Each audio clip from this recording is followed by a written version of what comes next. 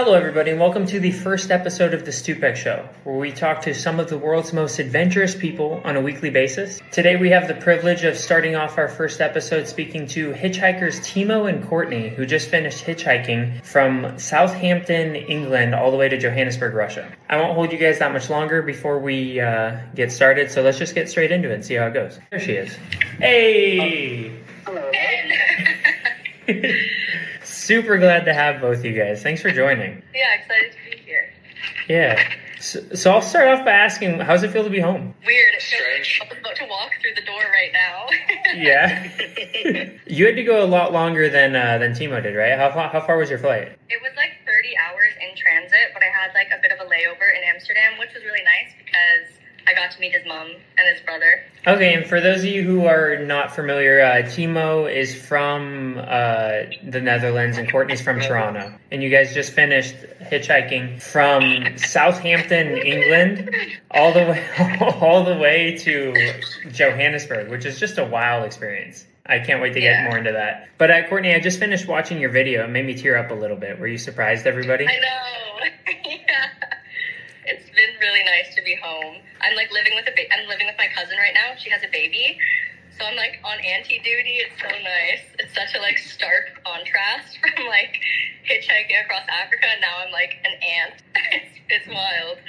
Has there been obviously it's a little soon because you guys have been there only like a couple days, but whenever I go back to the United States after a long travel away, I get reverse culture shock where it's like I'm not like it feels different, you know, like it should be more, it should be less. I can't put my finger on it, but I feel weird. Has that hit you yet, or are you just in the excitement phase? I don't know. I think that I don't know if you want to say Namibia and South Africa and stuff. Yeah, so we had a massive culture shock as soon as we crossed from Angola to Namibia, and all of a sudden we were, you know, living a good life, being treated like absolute kings. So yeah, I thought it was going to be a big culture shock when I came home, but that culture shock really happened a few months ago. Yeah. I'm not used to the cold yet, though. No, the cold sucks. Both of you guys live in cold countries. Hey, you guys watch it. I love the cold. Yeah, like we just gone straight into winter. Yeah. Oh. Is it snowing there, Timo? No, just raining and stuff. I don't think it rained today, so that's good. Okay. Yeah, no, I live in California, so we get like 320 days of sunshine a year. I love it. Okay. Yeah. But cool. So I'm going to ask a little bit about your guys' trip, and I want to start off, if possible, with the beginning. So was this sort of something that happened slowly over time, or did you just wake up in Southampton one day and be like, you know what, Johannesburg feels right? No, so for those of you that don't know, I started this trip by myself, and then Courtney started the trip by herself as well. We met up in Spain. But initially I was visiting some friends in the UK in January last year, and then it kind of crossed my mind like, oh, let's hitchhike through Africa. And then I looked on the map and I figured Southampton, South Africa sounds funny enough. Yeah. So I went to Southampton for like less than 24 hours. I literally went there just to start this journey. for the namesake. Yeah, and then I got to Spain, and that's where I met Courtney, who was on her own adventure as well. Okay. So mine was a bit different. I started also in the UK, but I had planned like my initial trip was only 3 weeks, and I was supposed to just be doing like a winter camping trip through the UK. So I did England, Wales, and then Ireland. And then I was like, you know what? I won't get my returning flight. So then I skipped out on that flight, went over to mainland Europe. I was hitchhiking and just kind of like traveling through Europe, and then met Timo. And then even when we met, the plan initially wasn't to go together. So I was supposed to go down to Morocco, back up to Portugal. And then I had booked another flight home back to Toronto from Portugal. And then, I mean, you know the rest. Like, we stayed together for the next, I don't know, 294 days. When did it become, was it like a falling asleep situation where it just kind of happened slowly, then all at once? Like, was there a point in the trip where you're like, we're gonna ride this thing out all together? Because I'm doing a trip right now. I'm walking across Africa with a camera guy, and I hope that we finish together. But even I'm not at the confident point that we will. Like, and I don't know if it's going to work out, stuff like that. So at what point did you guys, or like, no, we're doing this? I don't even like an aha moment. It was just kind of like each day bled into the next, and it was like, okay, I'll keep going a little bit. And then actually in Morocco, I remember I called Timo, and sorry, I keep looking at the things, the people commenting below. I know that Ireland is not part of the UK. But why did he throw American in that? Like, I didn't say anything. Anyway, carry on. I know. That's so funny, though. People are funny. I called him, and then I was like, yeah, I'm going to go home. He's like, no, what are you doing? You can't go home. And then it was just like that. It was just like it was more of a why not situation than like a big aha moment. Okay. And then I read a lot of questions on your guys' videos, and I talked to some people that have similar questions. And one of the main questions I got were geared toward you, Courtney. It was actually as a woman. One, how confident would you feel going by yourself? And two, how much do you hate that question? Yeah, I love the question actually, because something that I've definitely realized, I think, through this trip is like how normalized it is for women to like just be terrified of the world, and how normal it is for women to like not go out into the world and not do things. Especially like African women that I was meeting along the way, they're like, this is crazy, like I could never do that, my family would never let me do that, I'm so scared and stuff. But I think, yeah, I love the question. Would I do it alone? For safety reasons, yes. Like I mean I was safe, I don't think, but then again, like how can I ever know? But for like loneliness, no. Like I don't speak the language, and like if I were traveling across the entire continent alone, yeah, I think I would just go nutty. Like I would be so lonely if I didn't have someone to talk to. And I think that goes for anyone. Like it would be a really lonely trip. Okay, and then next question is obviously for Timo, because he just threw shade at us for not being able to respond. So Timo, I meant on the video. Sorry. I was just wondering if I could write comments on the video too. Oh yeah, he wrote it. He's like, "Can I comment too?" And I was like, I thought he was saying Courtney was talking too much. Anyway, so I'll go back and ask. So Timo, when you were doing this, you obviously had the idea to do it by yourself. Are you happy that she decided to join you? Obviously, I assume so. But how do you think, looking back on this, it would have been had you done it solo? Do you think you would have been lonely? Do you think you would have had a completely different experience? Yeah, it would have definitely been different. But yeah, I'm very glad she joined. I can't imagine, doing it without her, doing it with anyone else. Okay. Yeah. Yeah. And I'll get this out of the way because a lot of people I see in your videos assume you're dating. You guys are not dating. No. Nope. No, you guys I are. wish. You I guys, wish. It was so my type. you guys are brother and sister, as you put it. Yeah. No, we would have broken up a lot of times if we would have been together. Yeah, I can't imagine. I've lived with girlfriends in the past, and that's the greatest way to break up a relationship. So traveling is. Absolutely. Oh yeah. Especially in like some of the situations we were in, it was just such like high tension situations, and so like if you're dating someone, there's like a level of care that you have to maintain. Me and Timo did not have that. Like we were like at each other's throats, and then 10 seconds later, it was like, "You want to go get food?" Like, yeah. Okay, that's awesome. And then so we got some questions in the comments section. One of the popular ones is, how many rides did you guys take per day, and then total? Do you guys have an idea? Total, it was 413. Okay. But per day, it can really vary because, sometimes you get picked up by someone that's going a few 100 kilometers. And sometimes, I think the most we ever had was like 15 or 16 or something in a single day. Jeez, that's so many. It was a lot. Like the longest day was like a 12-hour day, I think, and that was only one ride. Yeah. Yeah, so varied. What do you prefer? Did you prefer the multiple stops and having opportunities to see different things, or do you like just getting distance? It really depends.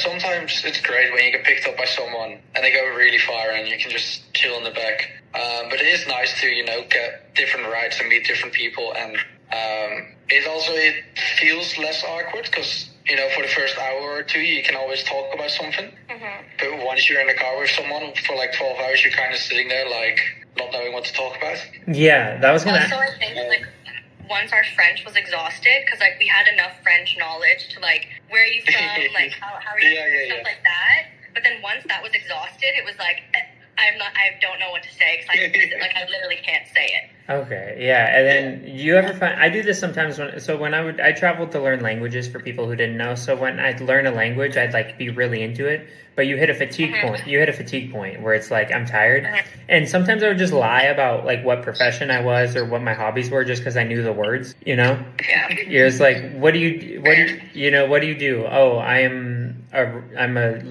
Carpenter. a carpenter. Yeah, I'm a fireman. Stuff like that. Did you ever end up doing stuff like that where you're just like, I'm just going to answer to answer? Yeah. Yeah, I would say so. I mean, sometimes people ask me, what I do, what I did before traveling. And that's a whole story of, I finished high school, took one gap year, that escalated into 7 or 8 gap years. I've been traveling all over the world. So a lot of times when people ask, I just say, university.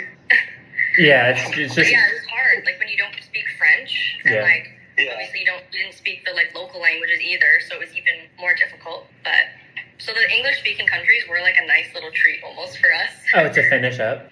To finish up, like a celebratory, like English, like you've deserved this. Yeah. Yeah. And even like when we got to Namibia and South Africa, people were like, "Oh, you must be so tired of talking about your trip." But we were like, "No, like we haven't been able to talk about it the year that we've been doing it. Like it's so sick to be able to tell people and like to just talk to people and be like, yeah, we just got here from England." Oh wow. If you don't mind me asking, why hitchhiking? Why that mode of transportation? Was it a cost thing? Was it an environment thing? Like what was the call? So for me, it really started in Japan, which was April last year, April 2023. When, I was traveling around there, obviously things are expensive. So I decided to give hitchhiking like a go. I've done it, short distances before, or like a day. But Japan, I was like, let's hitchhike around the country. Spent 5 weeks traveling all around Japan. Had an amazing time. Such, wonderful people there. And then after I flew to Mexico and I decided to keep going. Next thing I know, I hitchhiked through Central America, Colombia, Nepal, India, and now here we are. Okay, so... But why did you want to do hitchhiking across Africa, specifically? Again, it's a good way to, get to see a part of the country not many people get to experience. And another thing with Africa is I almost feel like it's easier to hitchhike than to have your own car and have to go through, police checkpoints and getting it across borders and getting insurance and temporary import permits and all that stuff for your vehicle. Yes, it's almost easier sometimes. Sometimes quicker even. Yeah, I can believe that. I can believe that 100%. So we're getting a lot of food-related questions in the comment section, so I might as well ask best/worst meals, places you went where you're going to really miss the food. You don't have to answer worst meals if you don't want to throw anyone under the bus, but... Man, I ate the Ivory Coast. I really hated it. No, I mean... No.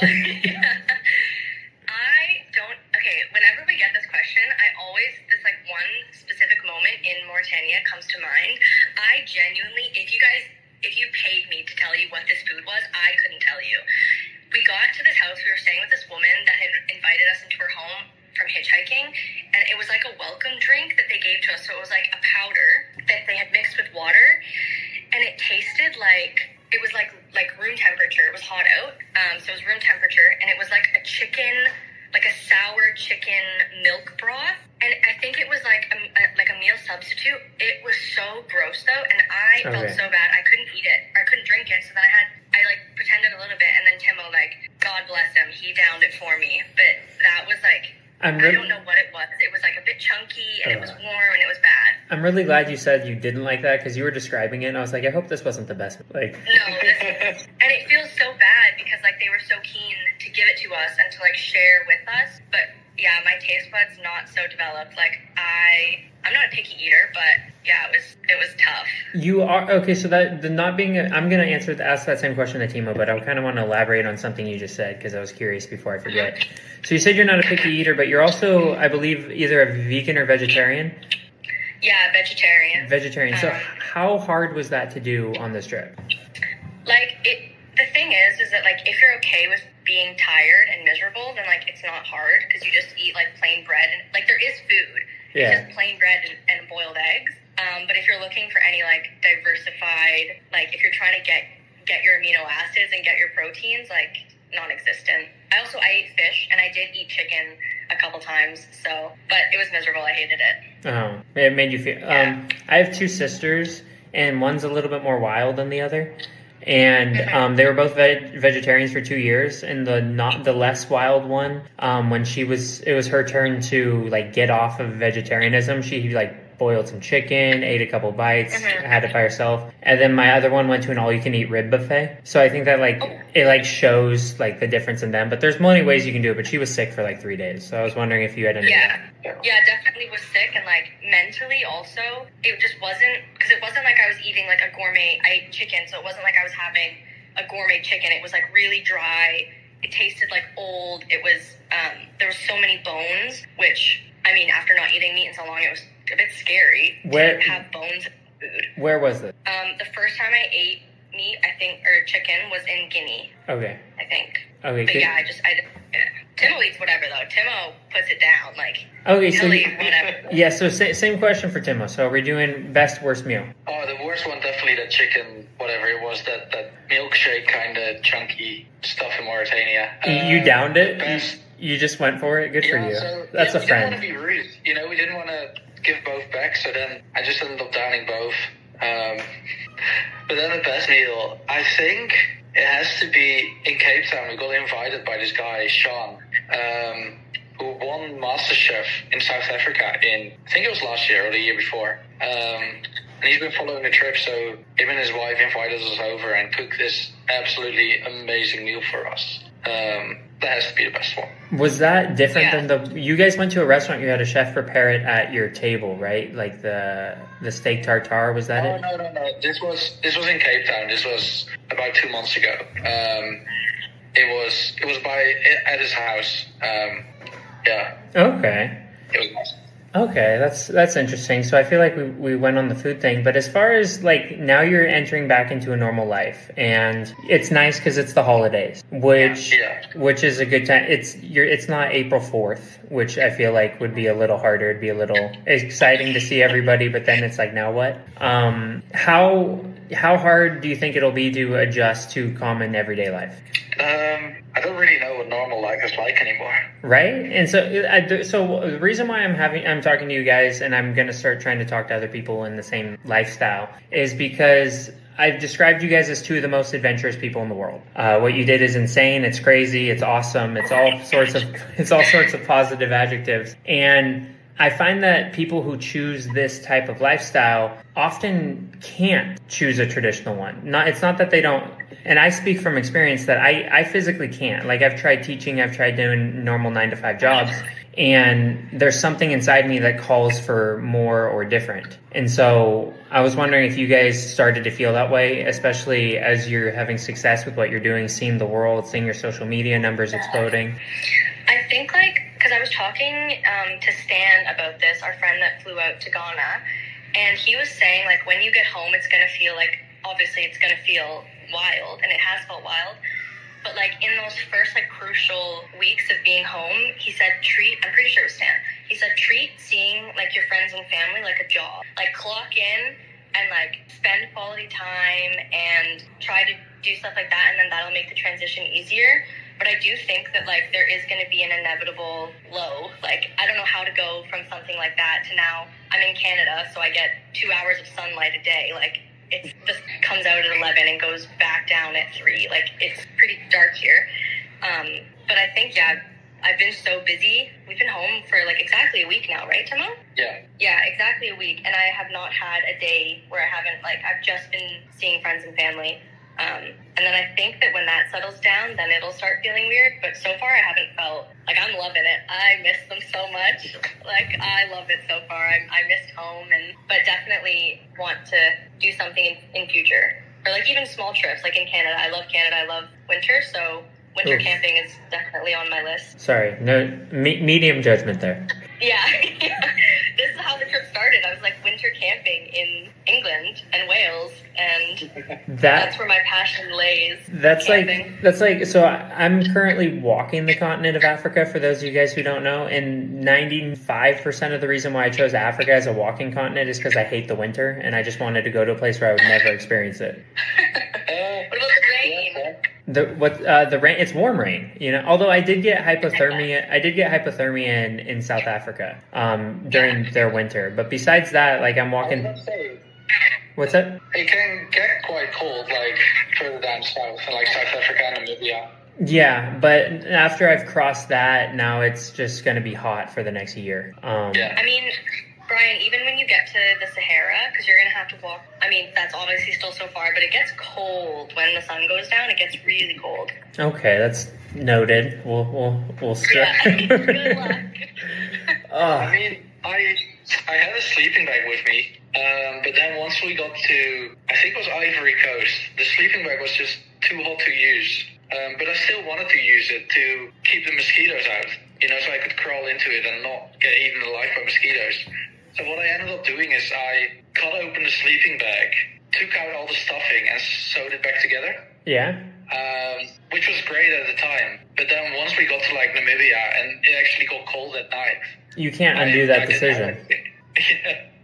Yeah, that's. You can't put it back. Yeah, you can't put that. You can't put the toothpaste back in the bottle.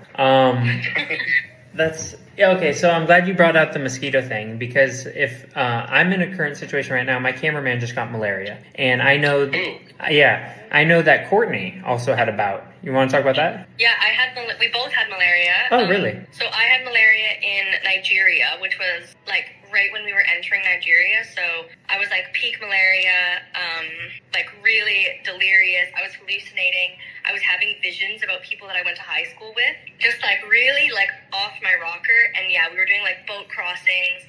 I had to go. I don't remember any of this hardly. It feels like it was a fever dream. I had to do like the passport stuff and get through the border and stuff with malaria.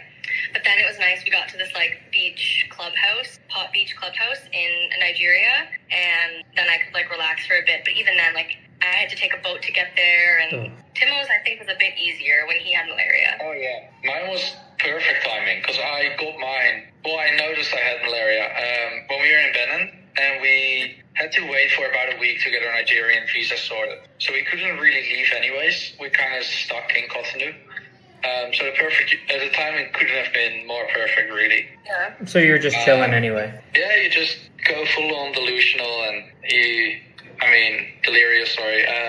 But you take these tablets called, we took Coartem. So you take two pills two pills a day for 3 days in a row. And then once you finish those 6 pills, you actually start to feel a lot better, like really quickly. It's strange how hectic it is, but then also how quickly, it goes away again. Well, it's like a parasite, right?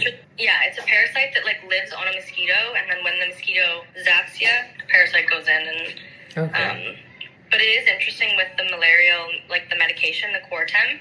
The side effects of the Coartem are like enhanced malaria symptoms. So like you get delusional, you get diarrhea, and you puking and stuff like that. So like the 3 days that you're on the pills, it's like extra worse, and then the 4th day, it's like okay, it's chill now. Yeah. Okay. I feel like I'm like keep going. Sorry. Make sure that once you leave or before you leave the malaria area, make sure you pick up some Coartem, because once you're in those areas, it'll be easy enough to get at like pharmacies and stuff. Okay, that's. But once you go further north, you could still get it, but it'll be a lot harder to find medication there. That's super good to know. Yeah. We both still have some at home now. Okay. Can I take some? Yeah. I gave you some. I feel like I'm super lucky in a sense that like I've never been one. You know how people often describe themselves as mosquitoes love them? Like I have sweet blood or whatever. Mosquitoes don't mess with me. I don't like. Like I was in a situation. There's a hole in my tent, and I was sleeping the other night, and I had 4 mosquitoes in my tent in the morning, and I like killed all of them, and none of them had blood on them. I didn't have any bites, and I've never gotten bit by a mosquito in Africa. Must be nice. Yeah, it's great. Yeah, that must be nice. I mean, knock on wood. Maybe they all go through the cameraman. Yeah.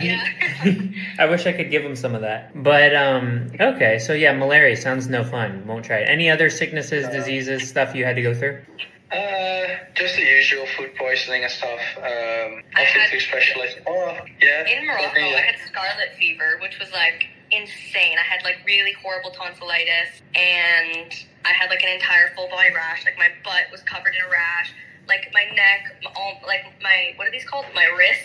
Yeah. Like everything. It was just painful. I couldn't breathe. And then I was on antibiotics for that. And then I think the worst part of all the sicknesses were just like the parasites. Because it felt like we were like sick more than we were healthy. Like we were constantly like in the bathroom. I totally get that. Yeah. I don't know if you guys went through similar experiences in Angola, but the second I got to the southern part of Angola, like the food was just making me sick. I got salmonella from chicken, and then typhoid fever, and then that like stayed or came back, or I'm not really sure if it almost went away then came back, or if I just got it again. But I feel like I was sick every time I was about ready to get into a city, which sucked because I usually have this process of like I lose a bunch of weight going through the villages because I can't eat enough, and then I get to the city and I eat like until I can't anymore, gain a lot of it back. But I kept getting sick going into the cities, so I'd lose like 10 kilograms by the time I got to Luanda. And so I was wondering if you guys had similar experiences with the food in Angola. I think Angola was fine. Okay. Yeah, I was gonna say Angola was when it started like picking up for us. Like we were starting to get good at Angola. Okay. Also, I just saw some comments as well. Yeah, about my feet. My feet are fine now. They got pretty infected at some point, but yeah, now they're all good now. What happened to your feet? Oh, I don't know. I didn't have shoes for a little bit in Guinea. I was just walking around in flip-flops, and then I must have had some cuts that got infected, and then it just got slightly worse every single day. So I didn't really, every day you look at it and you're like, oh, it's just slightly worse than the day before. I'm sure it's fine. But it actually ended up getting pretty bad, and I couldn't walk for a while. But they're all good now. They're all healed. Did you really run a 70-kilometer race with no training? Yeah, I did in the Sahara. How? Why? I was waiting for Courtney. So I had like a week to kill in, Dakla. And then, the hardest geezer, the guy that ran the length of Africa, was finishing that day. So I figured I have to do something. And then initially it started off with I wanted to do 42 kilometers, but then I figured, that's just a marathon. That's not that special. Then I wanted to do 53 because it was day 53 at the time. Then I changed and it was actually because my brother just ran 60K a few weeks before that. So I needed to beat 60, so I figured, let's do 70. I don't think you guys realize how impressive that is for a couple reasons. One, it's the Sahara. 2, 70 is a lot. But 3, you were just sitting in a car for the previous 4 months. So it's not like you'd been training, Yeah, no, I didn't have running shoes. It was Ramadan as well, so the stores and stuff were kind of closed during the day. It took like 27 kilometers before I found a store where I could buy some water. I took a bottle with me, but that was finished pretty quick. It was definitely quite intense. It took like 11 and a bit hours, and I couldn't walk for like 3 days after. It was fun. Yeah, so I ran crazy. I ran a marathon without training, and just a marathon, not 70K, in college to win a bet with a girl who I was trying to impress. And I ended up with stress fractures in both my feet. And I didn't even get a date from her, so it wasn't worth it. But like 70 is insane. Yeah. It was fun though, and it's one of those videos that I don't know if you've noticed the same, Courtney, but people always seem to bring up certain videos. Yeah. So it's that one. It's walking through the jungle in Congo, following this guy around looking for gorillas. The iron ore train. Things like that always seem to come up. Malaria. Yeah. The malaria. Your haircut video got a lot of play. Oh yeah, my haircut. That was a huge one. How's life with the new hair? Yeah, I mean, I like it now. Yeah. I don't know if you can see. Yeah. I like it now. You look very Audrey Hepburn. Yeah. My dad told me that. I think he was just trying to be polite, but I'll take it. It started in the Gambia because we were having like 45-degree weather, and I was just like, I was malnourished because I couldn't eat anything, so I was actually like delirious, and my heat stroke, it was every single day. I couldn't breathe. And so, I just cut. It was a drastic change though in the beginning. It was like 16, 17 inches. It went down to like right at my butt, so it was my hair was really long, and I've never had short hair before, so it was a change. But I like it now. Okay. Just did a little bit of an adjustment. You think you're going to grow it back, or are you going to rock with that for a while? I don't know. I think it's going to take a while. Like, if I do grow it back, it's going to take a hot minute. I mean, now that I'm home, I have my, like, hair care stuff. I forgot. I have so much stuff, guys. I did not remember all the stuff I own. I was like, what? Like, I don't need any of this stuff. So now, yeah, I'm definitely downsizing, but I have so much stuff. I have hair oil in right now, so we'll see if I can grow it, but who knows? Hygiene question, okay? Yeah. Showers every day, once a week, soaps, like how close to a normal life were you able to live on the hygiene ways, or did you just rock with what you rock? Define shower. Yeah. Water on the body. Almost every day. Good. Yeah, almost every day. Good for you guys. Yeah. It's probably a lot different if you're walking and, you end up in between towns. We were usually in a town somewhere or in a village, and I mean, it wasn't always, water coming out of a shower head. A lot of times it was just a bucket with water, but... Or a lake. Yeah, not a lake, a stream. Bathed in a stream a couple times. Yeah, okay. I'll go like, my most I've gone is 9 days without water on the body. And when you get into a town, it's funny, we have my camera guy, his name's Gebhard, and he'll like when we get to a town, he'll take a shower at night, and then in the morning when he wakes up, and then again before we leave the house, he's like, I haven't showered in 5 days. I was like, it doesn't like count backwards, right? Like you can't like retroactively be like, I had 4 showers in 5 days if 4 of them were consecutive. But no, I was curious because you guys did a little different than I'm doing. You did the hitchhike, so I was curious if you had more opportunities in homes and places to stay, if there was more hygiene related. I think so. Yeah, I think we definitely had more access to bathrooms and stuff than you have on your trip. Yeah. So I got some comments about the waterfall experience when you were being threatened. You were threatened by a waterfall? Oh no, he was all right. We went to this waterfall and there's this village next to it, and this was in Guinea, the guy decided that you need to pay an entrance fee to this waterfall. And we disagreed, and they got a bit angry. I just want to preface, I do think it's good when people benefit, like when like small communities benefit from like touristy waterfalls and they just get like a random person to come in and charge an entrance fee. I think that's great, and like because I mean if tourists are coming in, they're cleaning up the area and stuff like that. In this specific instance, we didn't want to pay it because there was no like backing of the community benefiting from it. Was just this like singular guy who was decked out. He had like new shoes on, and so it was just this guy standing at the waterfall asking for money. And so we were like, okay, this feels bad. Also, why are you threatening us? Also, why is there all of a sudden this man with what kind of gun was it? I don't know. Apparently it was a hunter. But yeah, some guy with a gun showed up. Like he didn't threaten us or anything. No. But when a guy with a gun is standing there saying you need to pay money, that's... The threat is implied. It's just like scare tactics. Didn't work because obviously. Yeah, but that was before you put the truck on your tricep, so it wasn't as intimidating when you fled. Yeah, it wasn't as scary, and I think I had long hair at that point. I don't remember. Okay. Yeah. Yeah, so is hitchhiking the mode of you guys going forward now? Are you guys going to do different types of travel? Are you guys going to do different? Are you not sure? Like, or are you guys hitchhikers through and through now? Honestly, no idea what I'm doing with my life in general.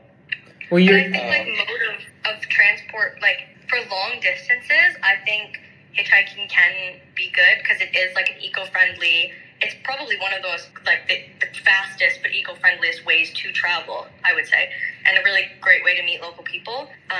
But I think like when people do like biking trips or like walking or running, I think that's great because it like you stay active. Whereas with hitchhiking, you're literally like standing and waiting on the side of the road for hours, not moving. So it is nice when people do kind of like biking and walking like you're doing, because you're more active, and I feel like it's a bit more hands-on than hitchhiking. It's funny there's pros and cons of both, right? And so the way you're looking at it, and I think it's one of those like maybe the glass is always half empty on the other side, because you see that, and then when I walked through Namibia and I really wish I could have seen the coast, but it's like I'm not going to walk 3 weeks to see it, Yeah. And so that's the negative. It's like I have to stay pretty true north. Otherwise, I'll be in this for 45 years. But then, I mean, even with us, like we would hitchhike from like our main areas, but then say like for example in Luanda, when we were inside Luanda, we were taking transit and we were going to like where we wanted to go inside the city. But then like to get from Luanda to like the border of Namibia, we would hitchhike that. So like I don't know. Okay, that makes sense. And just because we are getting a lot of comments on this as far as like compensation, as far as funding, I'll start by saying, me personally, I saved up for this trip for a couple years as a substitute teacher. Blew through that pretty quickly. Now looking for sponsors. How about you guys? So I saved up as well. I've worked many other jobs. Last job I worked on a zucchini farm or courgette farm in Australia, doing, stupid hours, but it's a good way to save money. And then, Courtney had money saved up as well from...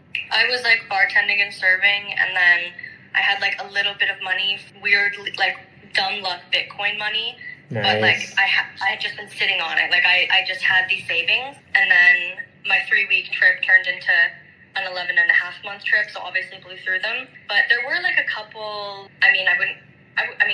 a couple like sponsorship things that we had throughout the trip. And then I also sold postcards, which was so cute and such a nice thing to do, but that also paid for some of it. Oh yeah, and Timo made a GoFundMe in Nigeria, and then that paid as well. I also did a GoFundMe. I received some positive and some negative reaction to that, and I heard you guys had some similar reaction as well.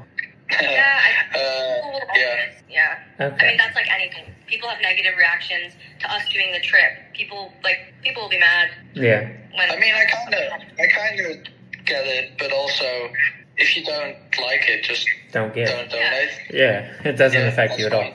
It's the same with the trip. If you don't like the trip, just unfollow, move on. Yeah.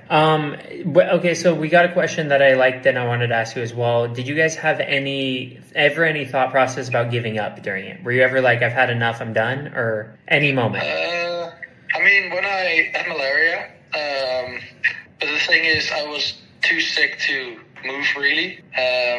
So, I did have in the back of my mind, like, I kind of wish I was at home now. But then also, you don't really get out of bed anyway, so it was never really... Like, I was never close to going to the airport or anything. Okay. And you, Courtney? That's probably the closest I ever got. I think for me, it was never like... Throughout the trip, I never ever thought of going home. The closest I got was probably like right in the beginning in Mauritania. And it was kind of like this mix of, it was like really overwhelming because I wasn't online. Like I wasn't really actively sharing the trip. So it was just Timo's like perspective of things. And so I don't know, I guess Brian, you haven't been following the trip from before we met, but in Mauritania, the comment section in Timo's videos were like pretty horrendous and like sexual and a bit gross. And I had just joined on, and so I think in the beginning I was like really overwhelmed because I was in like a country with like 1,500 tourists. Like they never ever saw women from different countries, so it was overwhelming. Like in person, I was getting like overly like, I don't want to say sexualized, but I was getting like unwanted attention that was making me uncomfortable. And then online, I was getting like mega sexualized. But it wasn't even like, I don't mind, because I mean, I think it is the lay of the land. Like people, if you're a woman online, it just happens. But I think what bothered me the most was that people were like reducing what I was doing to like, oh, she must be sleeping with Timo. Oh, she's getting Eiffel Towered by all these people, like just like disgusting stuff. That it was like, no, I'm hitchhiking across Africa. Like I'm actually doing like a cool thing. And I'm a woman, so it's just such a small thing. But I think at that point I was like, F this, like I'm going home. Screw these guys. But no, it was. Well, I think honestly, you did like the best case scenario there was like not letting them get to you and then persevering through what they're saying, and Yeah, it was actually a call with my dad one day. I forget where we were, but I called my dad and I was like, I can't do this. Like, people are so mean, and it's not even on my account. Like, I couldn't do anything. I couldn't go through and block people. I couldn't censor the comments. It's not my account. All these people were saying stuff about me, and I had no power over it. So then I was like, Dad, I can't do this. And he's like, make a video about it. And then about it. That was my first video I ever posted, and then since then I've gotten a bit better at being online. What was the video? It was just a video like with a bunch of like screenshots of the. I'll send it to you after, but it was like it was the very very first reel that I made. I had screenshotted a bunch of the comments and like put them in.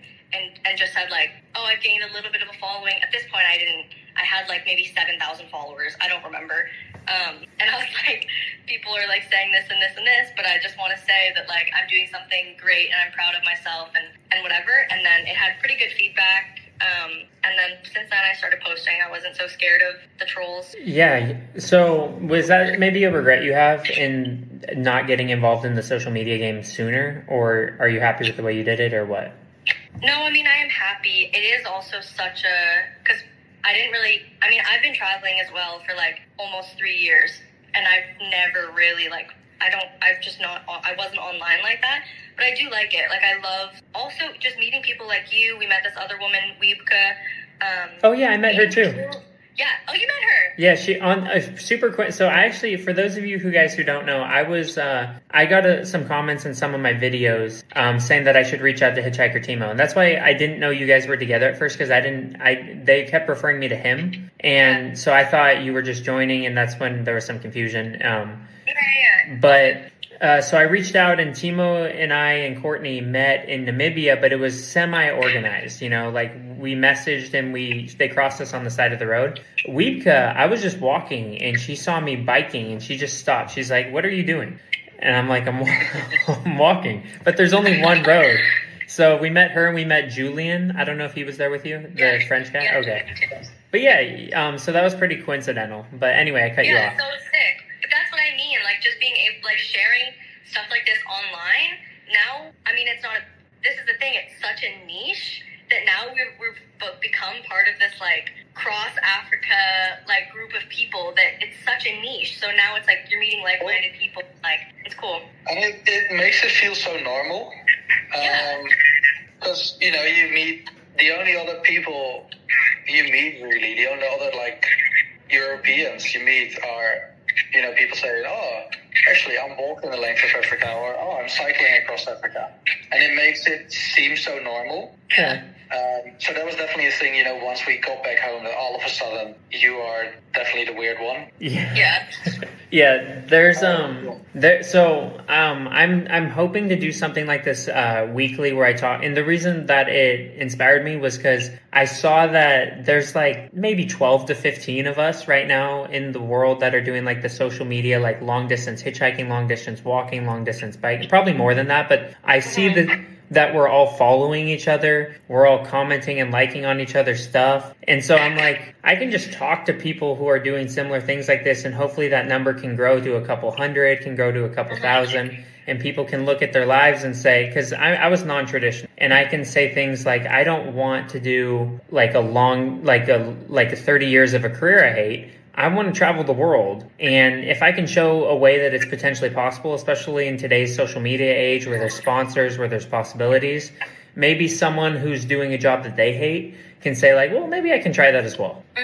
Yeah. I think also just like in a less extreme way, like when people that like maybe they do like their jobs, or they're happy and they're comfortable and they like living where they live, like they like living in Canada, they like living in the States, they like living in the Netherlands, but just to be able to give them kind of like a perspective, a real life perspective of these areas. I mean, especially in Africa, because you have this like the Hollywood idea of the continent pushed on you. People don't even realize that Africa isn't a country, it's a continent with like very different cultures.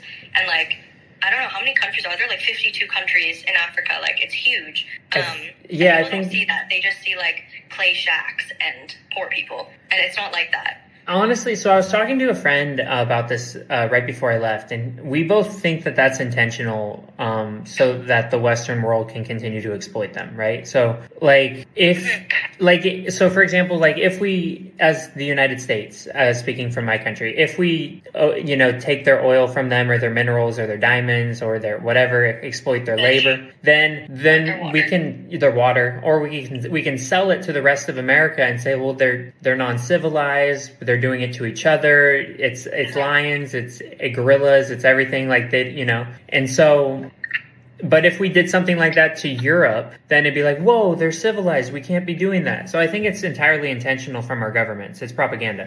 And so that was hugely important to me as well as I was doing this trip of walking, where I was showing people like, and from my perspective, it's like, no, it's not riding hippopotamuses and eating lions and, you know, like That would be cool. it would be cool. Cool. I would not go near a hippo, but No, hippos are wild. yeah. Yeah. So I'm gonna go for the comment section a few more questions, and then I'll wrap up. Is there anything that you guys saw that you wanted to answer as I was talking? No, I'm not really looking. No, Sorry. I wasn't looking. I can look now. Okay. So most annoying thing about your travel partner, from Hot Dog Spaghetti. Oh, that's my Ooh. best friend, Kylie. I don't know. So many to choose from. Jeez. Yeah, I know. Let me go through the list in my phone right now. I don't know. Like, Probably the eating situation. The fact that we always had to go out and find, non-meat-based foods. So pretentious. It was just, yeah. it was just annoying, because you leave the hotel room and there's somebody making some meat on the side of the road, like right out the front door. But then we end up going to like 3 or 4 different restaurants before we find somewhere where Courtney can eat. Yeah. That was a bit annoying. I can't think of anything. I don't know. Maybe the fact that, like, Timo is, like, I can't stress this enough. Timo is so chill that, like, it drove me crazy sometimes. I'd be like, oh, do you want to go to this waterfall, or do you want to do this? He'd be like, yeah, sure.